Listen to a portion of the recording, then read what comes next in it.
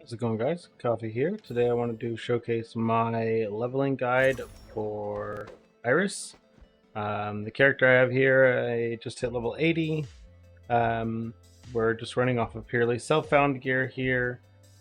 Pretty much the main focus that you really want to have with this is your standard minion damage, minion crit, minion other things, attack and cast speed, things like that. But most importantly, the biggest things you are going to be focusing on are going to be your skill levels. So skill levels for either your main skill or for your plus fire skills or plus minion skills or all skills, things like that. If you look here for the fire spirit, we do have +6 total with this right now. This is basically what we're mainly going off of because the hero traits itself are getting huge bonuses from bonuses to skill levels, as well as just minions scale very well with increases to minion levels.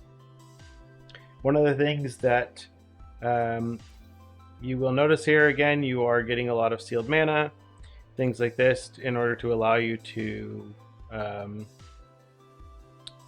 use various auras along with your Spirit Magus. And everything you see here is basically just trying to utilize this buff Nourish. Nourishment of Life is basically the thing that's going to increase the damage on the minions by quite a bit. So if you see, like, if I don't pop Nourish on them, their damage is not very high at all. But as soon as I pop Nourish on them, their damage pretty much is going to go up by quite a bit. And then same thing goes here with the Dazzling Bloom buff.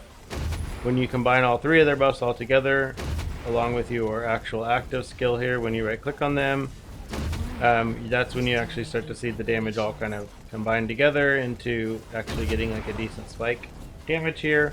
All of these things are scaling off of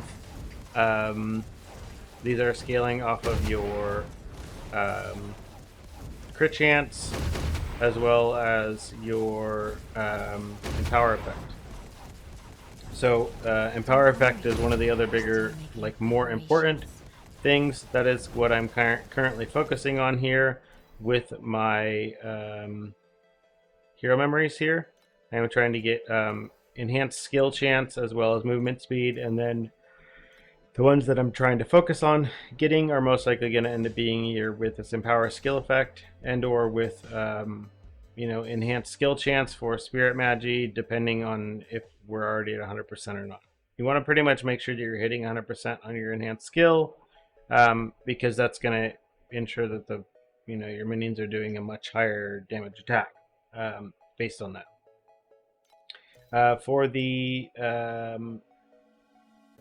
hero relic that I have, I just have like a random one that I found. I haven't really actually looked into this yet, but I will be updating that in a future build.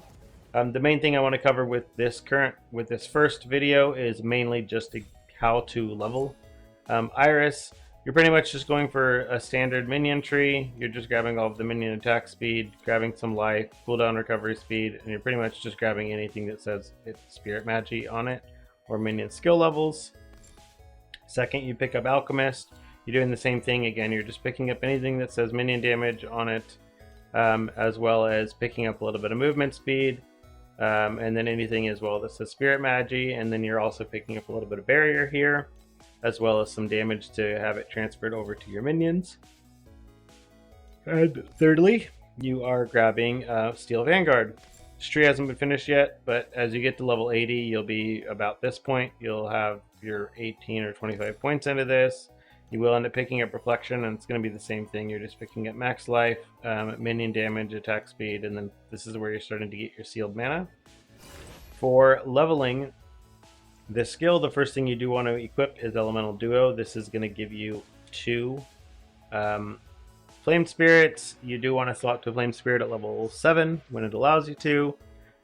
You will start with Savage Growth, and then you'll pretty much just be running Summon Flame Spirit, Elemental Duo, and Savage Growth as your first 3 for quite a while. You will get Harvest Time early,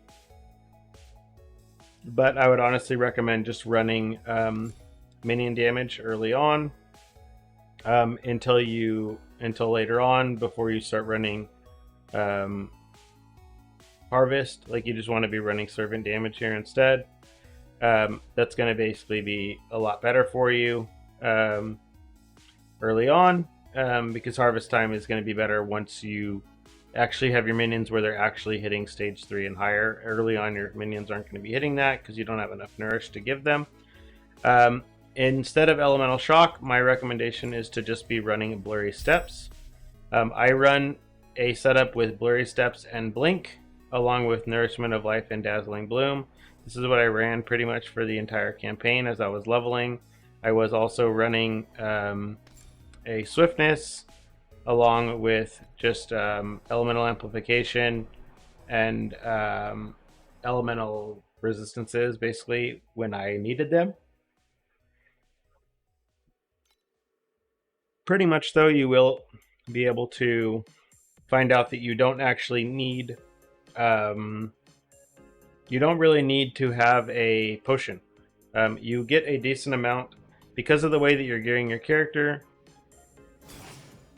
Because of the way you are gearing your character, you are pretty much focused purely on life, life regen, and then you're just getting like minion skill damage and spirit magus damage whenever you can, as well as max skill levels. So you have a lot of extra skill points in order to be focusing on life and regen.